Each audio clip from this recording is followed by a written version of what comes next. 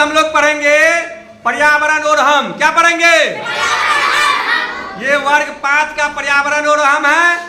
आप लोग प्रतिदिन किताब को बार बार पढ़िए, वीडियो को भी बार बार देखिए, तब आप जल्दी सीखेंगे, जल्दी आपकी समझ विकसित हो पाएगी।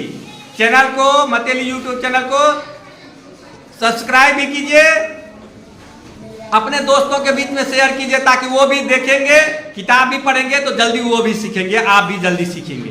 ठीक है, तो चलिए आज हम लोग पढ़ेंगे हमारी फसल। क्या पढ़ेंगे? और हमारा खान पान और हमारा जब हम लोग फसल उपजाएंगे तब ना खाएंगे।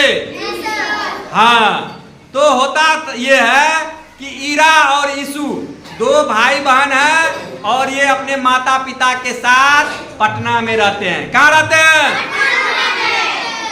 जब उनके दादा दादी अपने पोता पोती से भेंट करने पटना जाते हैं तो अपने साथ में फल सब्जी और अनाज भी ले जाते हैं। और जब यीशु और ईरा अपने दादा दादी से बात करते हैं तो दादा उनका अक्सर कहते हैं शहर में जीवन यापन का, रहने का, खाने पीने का मुख्य आधार गांव है। मुख्य आधार क्या है?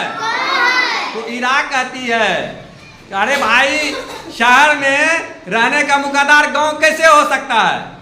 तो गर्मी के छुट्टी में ईरा और यीशु अपने घर आते हैं। ईरा और यीशु अपने घर आते हैं। उसके बाद दादा को कहते हैं हमें बताइए कि कैसे शहर में रहने का आधार गांव है। तो उनके दादा कहते हैं गांव में ही धान, गेहूं, मकई, सब्जी, फल फूल आदि का उत्पादन होता है खेतों में, और ये फल सब्जी बाजार जाता है जहां पर तुम लोग खरीद करके खाते हो।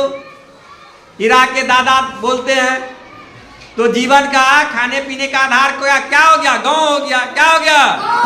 गांव हो गया। गांव में उत्पादन होगा तब ना वह शहर जाएगा। शहर के लोग क्या करते हैं? वाणिज्य व्यापार में लगे रहते हैं। क्या करते हैं? वाणिज्य व्यापार में लगे रहते हैं और वहां पर व्यावसायिक कार्य को संपादन किया जाता है। बड़े बड़े फैक्ट्री लगाए जाते हैं, उत्पादन बड़े पैमाने पर होता है और ये उत्पादित वस्तुएं गांव तक पहुंचाया जाता है। इस प्रकार से गांव और शहर के बीच में अन्योन्याश्रय संबंध है, परस्पर संबंध है, दोनों एक दूसरे पर निर्भर है कि नहीं? तो ईरा और यीशु जब गांव आते हैं तो वह देखते हैं कि धान का उत्पादन हो रहा है। धान चूंकि पक चुका था तो उसकी कटाई करके उसे बाली से अलग करके इकट्ठा किया जा रहा था।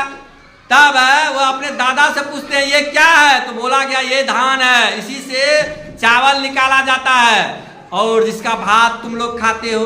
अब बड़ी आश्चर्यचकित थे दोनों भाई बहन कि भात जो हम लोग खाते हैं शहर में, उसका उत्पादन गांव में धान के रूप में होता है। किसके रूप में होता है? धान के रूप में होता है। उसके बाद दाल सब्जी भी गांव में खेतों में उपजाया जाता है। अलग अलग मौसम में अलग अलग तरह के फसल उपजाए जाते हैं। अलग अलग मौसम में अलग अलग तरह के फसल उपजाए जाते हैं।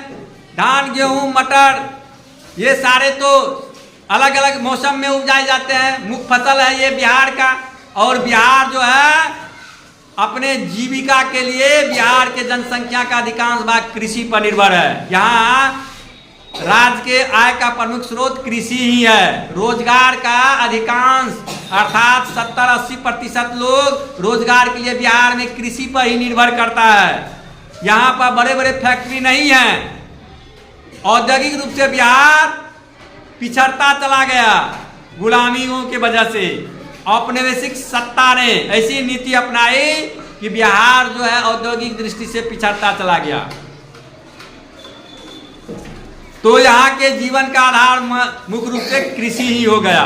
यहाँ पर कई महत्वपूर्ण नदियां बहती है, जैसे महानंदा, कोसी, बागमती, कमला, बलान, स्वर्ण नदी है कि नहीं?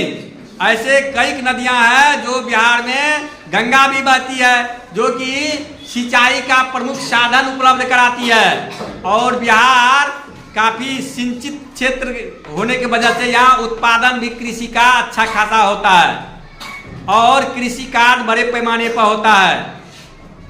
इसीलिए यहाँ के अधिकांश जनसंख्या कृषि पर निर्भर करता है।